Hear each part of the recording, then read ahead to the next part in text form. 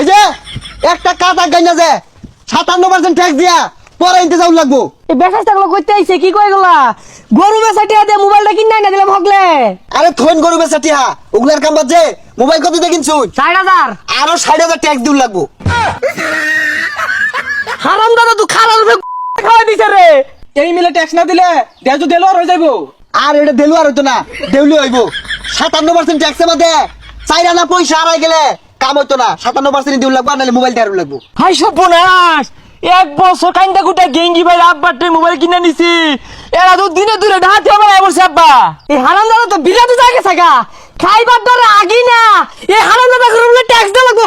খানো তখন ওই খানো ও আব্বা খানুন পুলিশ আইবা মোবাইল দাদা বন্ধ করে দিব ঠিক মেরা।